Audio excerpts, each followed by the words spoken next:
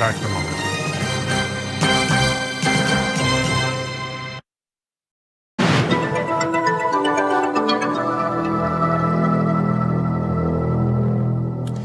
Welcome back, everyone. In the Carter File tonight, the government of this province, which has never written a fine literary manuscript or published a novel, is now making more off the sale of books than most of the authors who write them in this province.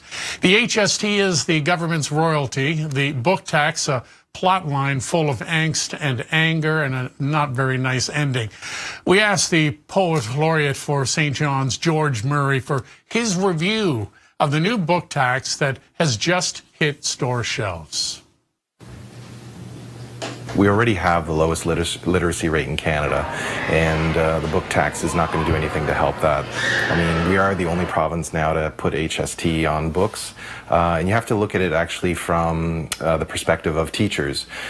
First and foremost, their budgets for books aren't increasing, but now all of a sudden there's an extra 10% tax, and that comes out of the number of books that'll go into schools.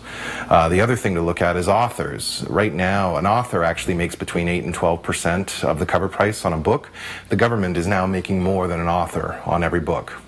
The other thing too is that this is the same government that's shutting libraries, and when you combine shutting libraries with a book tax, you're really already hurting a province that's has these terribly low literacy rates. There's no reason that Newfoundland should be the lowest literacy rate in Canada. The other thing too is books are, at the very core of it, books are not luxury items. You might as well tax milk, and I always use the analogy of milk being what keeps us strong and healthy. We don't tax it because it's not a luxury item. Books are what keep our brains strong and healthy, and we shouldn't be taxing those either.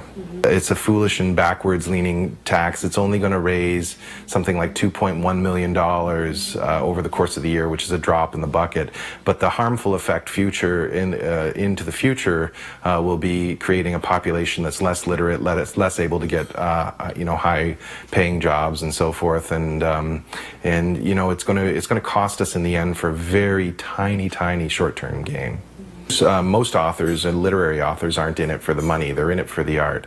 But what you're actually doing is you're telling a future generation of authors that what they do is not respected at the level it was in the previous generations. So one of the reasons that we haven't taxed books to this point is because we've agreed as a society that books are important enough and vital enough in the same way that groceries are, that we wouldn't tax them. And taxing them and closing libraries on top of that is sending a message that in particular, this particular government does not care about the mental health of its people in terms of how we move forward as an intellectual society.